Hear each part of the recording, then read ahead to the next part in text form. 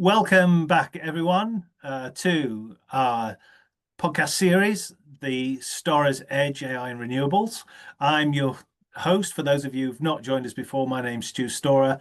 I'm the CEO of Storrer Growth Solutions, and we help companies in this space grow and secure their business through the provision of AI-driven growth solutions. So today we're tackling a crucial topic, leading through change, what it takes to stay competitive in this market, in the solar market. And I'm absolutely delighted to join today a true leader in the clean energy space, Theo Gervais Woodard. Theo is a business development manager. Hi, Theo, at the Clean Energy Fund of Texas, a pioneering nonprofit dedicated to making clean energy affordable and accessible for all Texans. And I'm sure we'll find out a little bit more about that as we talk to Theo. So welcome, Theo. Delighted to have you here. Thank you. Delighted to be here. Delighted to be here. Super. So just to kick us off, Theo, maybe you could just give us a little bit of background in terms of your journey, how you became involved in this space, the solar space, and your current role. Yeah, thank you. First of all, Stuart, thank you for having me. This is a big deal. You're a famous person to me. And so me being here is quite an honor. I'm humbled that you would ask me to be on here. So thank you for that. Thank you. We're delighted to have you. Yeah, so I'm Theo Gervais Woodard. I've been in this renewable industry for quite some time, Stuart. 15 years. I've been an eco warrior for Texas. I'm also a Texas resident. I grew up here, born and raised, and I started this journey. Some call it the solar coaster. I hopped on the ride about 15 years ago because I needed a job, and that was the only reason why I joined. And the reason why I stayed was about, I don't know, 5 hurricanes later, a couple of freezes, and raising energy prices. I started realizing how important I was to these families I was talking to about transitioning to something cleaner, something more affordable, something more predictable. And yeah, slowly this job of mine became a career, and then this career became my purpose. It became, I started to realize that why I was put on this planet. I was put on this planet for, a couple of reasons. One of them is being a father, and another one is helping Texans transition to something more sustainable and resilient and clean and affordable. During my journey, I saw that this technology that is obviously designed for everyone, everyone that has a roof and the sun hits it, that's who this technology is designed for. I saw it slowly started slipping away from accessibility to the people that need it the most. We call that energy burden here in Texas. Okay. And so, as capitalism would have it, and, outside states would come in and they saw a gold rush, they saw a gold mine in the solar industry. And so the nasty thing called dealer fees started to hike up, and it just became less affordable for families to make their energy bill affordable. And in my journey, and pops up Clean Energy Fund of Texas.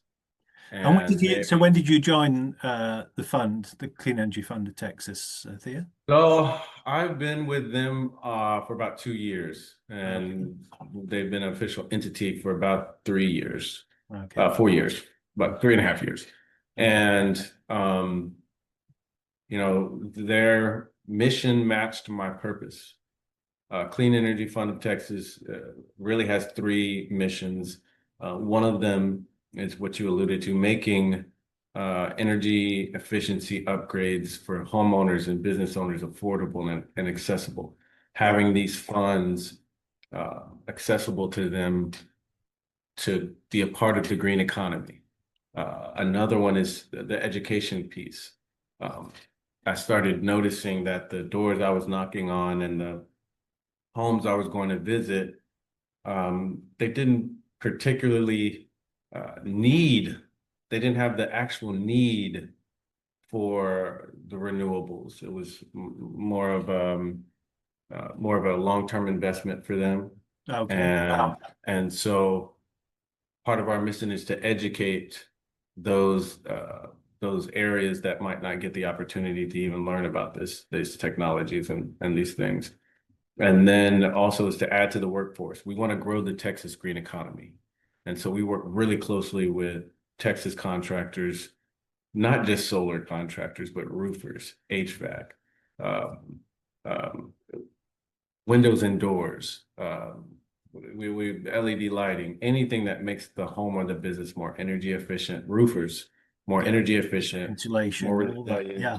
battery storage, insulation, all those things. And so, the clean energy of Texas's mission matched my purpose. So it was an easy decision for both of us to get married. And now I've been here 2 years. We've been able to deploy over $1.6 million to over 60 families here in Texas. Fantastic. And we've been able to reduce people's energy bills to unaffordable to affordable, and all while reducing carbon footprint and just transitioning families and business owners away from their reliance to fossil fuels. So Fantastic. it's fun. I get to be a superhero without a cape. And so this is not a job to me at all. This is a purpose. I don't know if you remember this cartoon way back in the 90s, but my kids call me Captain Planet. And Yeah. so I wear that badge with honor. Fantastic. And we're happy to be in this field. With great power comes great responsibility, and we take what we do very seriously. Right.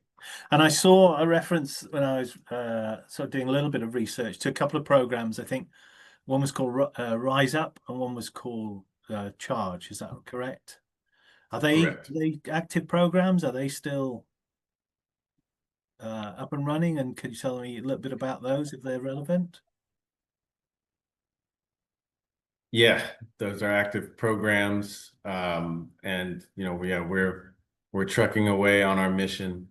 We've got great loan products to help families make affordable upgrades to their homes and their businesses, and we're happy to do that. We have huge goals with our loan partners, out in Florida, and we're going to continue our mission. There's a lot of work to be done. There's a lot of families that we need to help, and we're focused on helping all of those families and all of those communities. Mm-hmm. So what are the sort of from your vantage point, I guess, what are the key sort of challenges that are facing you at the moment in terms of trying to achieve? The key challenges are just the regular challenges. Energy bills are increasing 3 to 4% every single year. The energy burden is increasing every year. I'm in Houston, Texas, and Harris County is one of the biggest counties in the nation. And there is a staggering amount of families that find their energy bill unaffordable. Not just, I have a high energy bill, but where they have to make tough decisions like, am I going to pay this energy bill this month, or am I going to put off the car payment for this energy bill? Am I going to, pay the energy bill this month, or am I gonna celebrate my child's birthday this month? It's heartbreaking, but it's a job somebody has to do. And Clean Energy Fund of Texas has stepped up uh, for that job. And So in terms of those challenges don't stop. Those challenges are always going to be there. yeah, They're always going to be tough. And so we're taking a special attention to helping out nonprofits being able to transition to cleaner energy. okay. Churches, community buildings, Yeah, anywhere where underprivileged are served. okay. We want to be able to deliver renewables to those families. And in terms of the solar market in particular, both I guess in the States on a federal perspective, but also in Texas locally, are there any sort of things that are helping or things that are hindering you achieving that, particularly around solar? What are the key sort of drivers, key blocks, clear things that are helping? Well, I mean, there in every industry, there's going to be some challenges. We face them just like any other industry. Our mission remains the same. The Texas Senate just passed some consumer protection policies, which is great. We love that. We're here for the homeowner. We're here for the consumer, right? That's who we're here for. So That sounds good. yeah, so Texas is making moves in the right direction. Recently, tax credits are coming to an end. They end this year, don't they? Is it 2025? Yeah, Yeah. but you know, that doesn't pose an issue really because the families that need us, um, they're not really worried about a tax credit. That's not the reason why people go solar. That's not the reason why people need battery storage. They need battery storage so they don't lose power during hurricane season, or when there's a freeze, they can still have their heater on. So yeah, there's challenges in every industry, but we meet them face on and we adjust, we pivot. One thing about Clean Energy Fund of Texas is we're not a one-trick pony. We're not just a solar lender. We've made some very strategic partnerships with our electrification loan products. So, we're going to help families access more energy efficient appliances, whether it's washer, dryer, electric stove, heat pumps, better HVAC systems, upgrading their HVAC system, upgrading the ductwork and things like that, and insulation, like you said before, radiant barriers, new roofs, everything like that. So, Quite for comprehensive. for those companies that are, just one-trick pony solar companies, maybe they're facing some challenges, but we're the Clean Energy Fund of Texas. So our initiative is broad, and we have many tools in our toolbox to ensure that all these families have access to these funds and they're able to reduce their energy bill in several ways, not just solar. So while there are challenges out there in the industry, yes, we're meeting them all head on, and this isn't, we have multiple tools in our toolbox.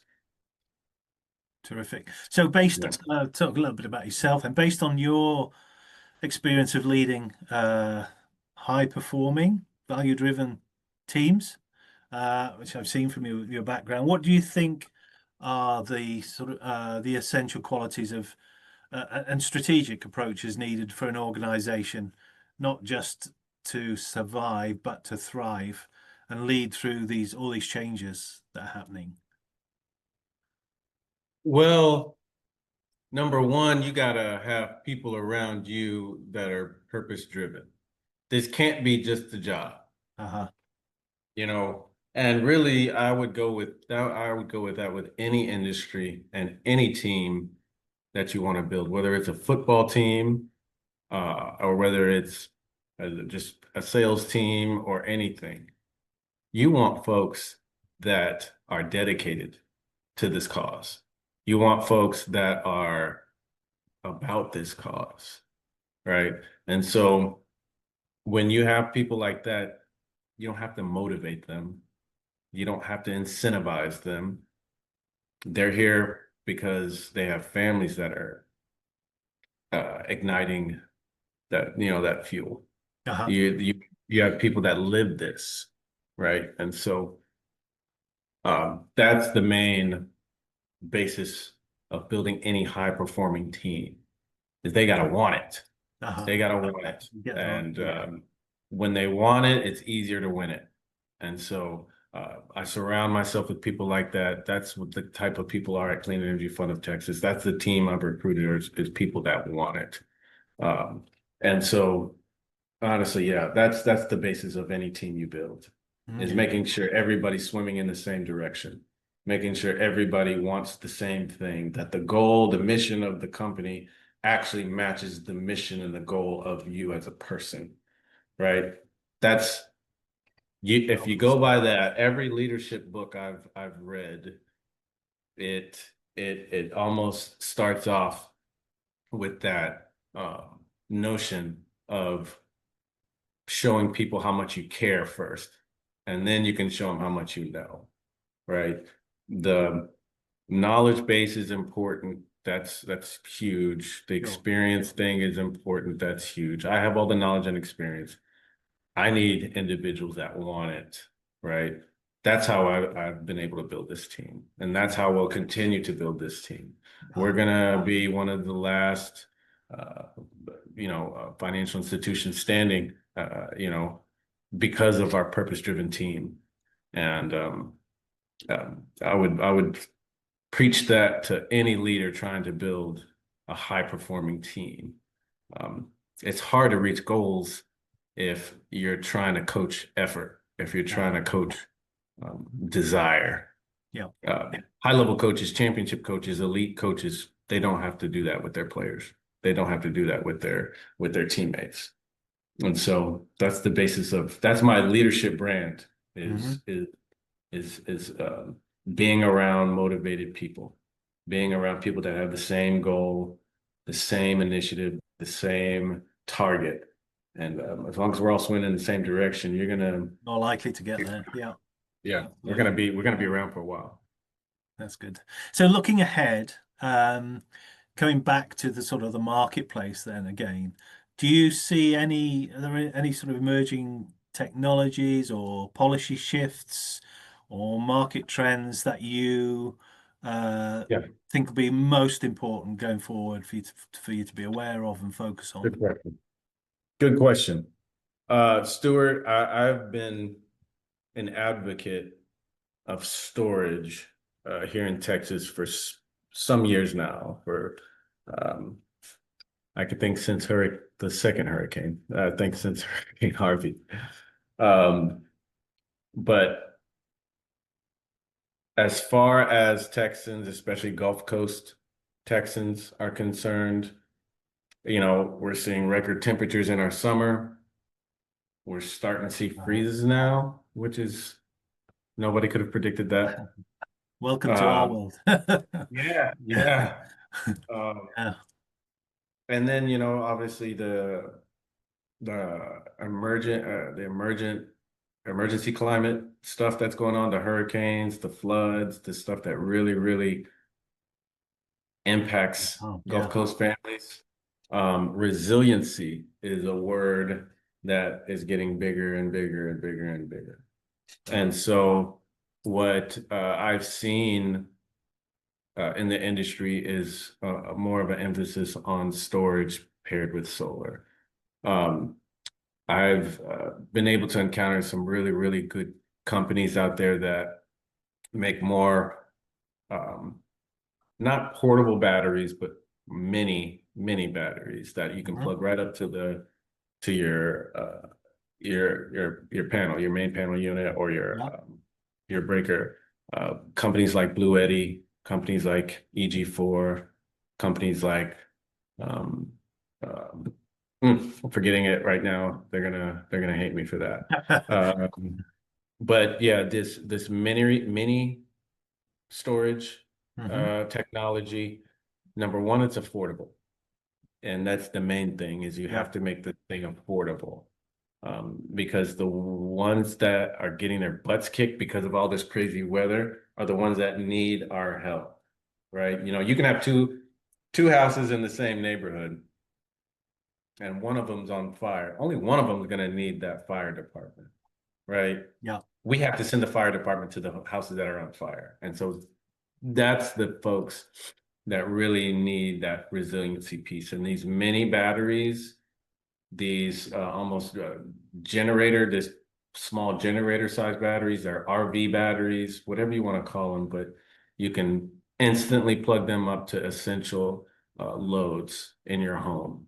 There's no permitting required. There's no electrical engineer certification that you need Uh-huh.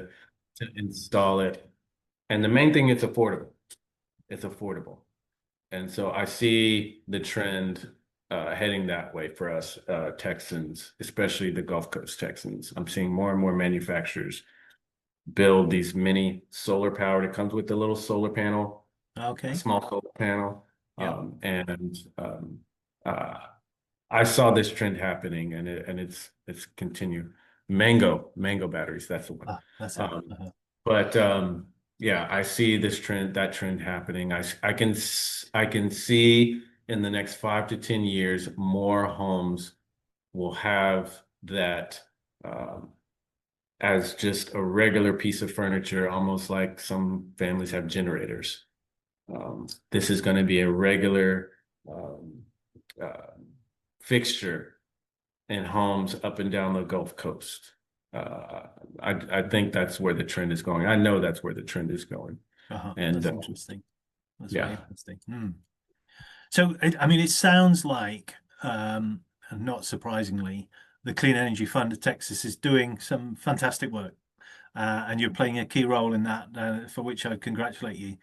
If I had a magic wand and I could grant you a wish, what could I do that would really help the Clean Energy Fund move forward, do more? What is there anything that's really you think, oh God, if we could only just do this or have more of that or achieve this, what would be your wish if I could give you anything?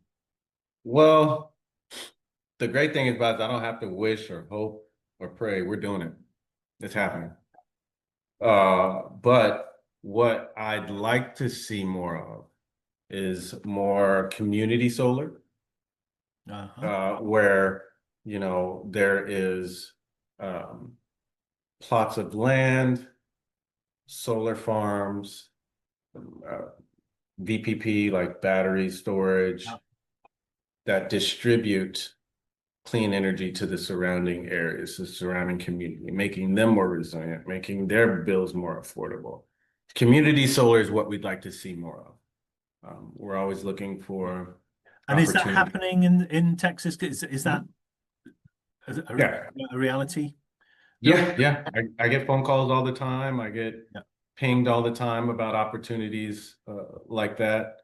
There's that's some great. here in Houston.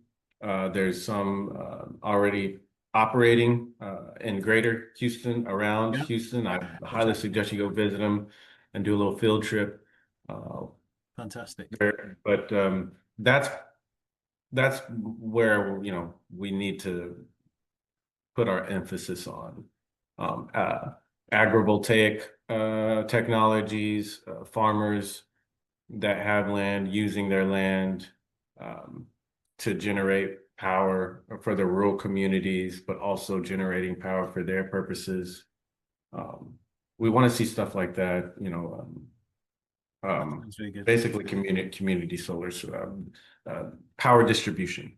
Power distribution is what we want Yeah, to head toward. This eases the burden in multiple industries, not just ours. yeah. This eases the burden of families. It allows them to do other things outside of just survive. And if there are any individuals out there, or maybe organizations who are looking, who are inspired by what they've heard and they're looking to make their own sort of significant impact on helping to drive equitable, clean energy transitions, availability, what one piece of advice could you give to these people from your experience? Do it. Do it. Go to the website cleanfundtx.org. Look around, see where you fit in. Whether you're a business owner that wants to take advantage of any clean energy credits that are for commercial, it's still available till 2027. So If they you're a should go to your landowner, site. absolutely go to the Yeah. site, apply. Go to the site, apply, and uh, very likely I'll be the next voice you hear, or Uh-huh. the next email that you'll get, or And is somebody there a from. contact? Is there any contact details there that they could that you are able to share that so they could get in touch with you directly if they wanted to Sure, chat to you? absolutely. G Woodard, that's GWOODARD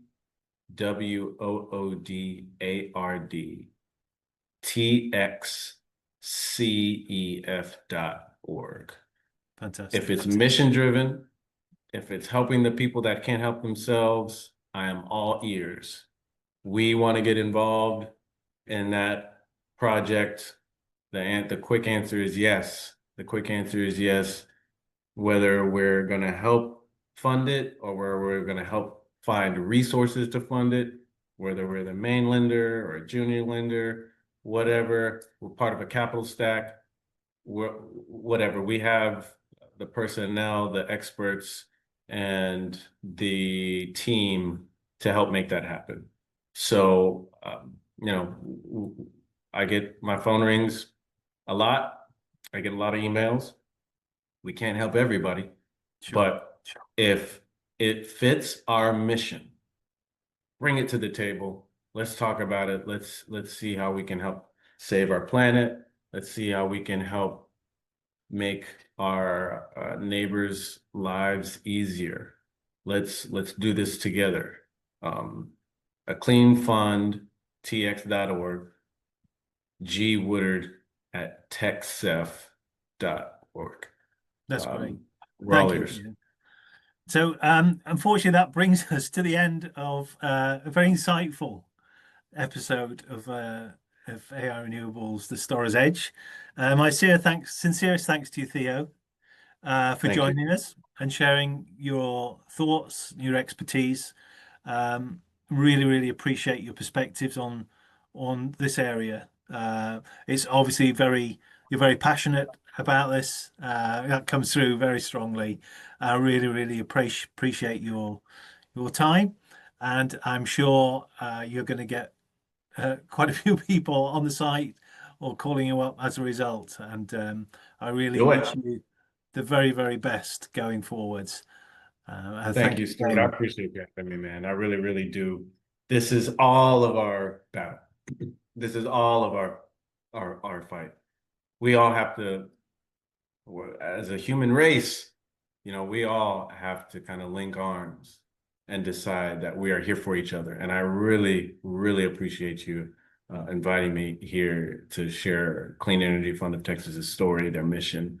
I really, really appreciate this, and suggest anybody, if you have a story to tell, if you have a message you got to get across, Stuart's the guy. Get on here. Thank you, Theo. So that wraps it up, everybody. Thank you for joining us. We hope you've gained some valuable insights from our conversation, and we look forward, hopefully, to you joining us on our next podcast. Bye. Bye for now.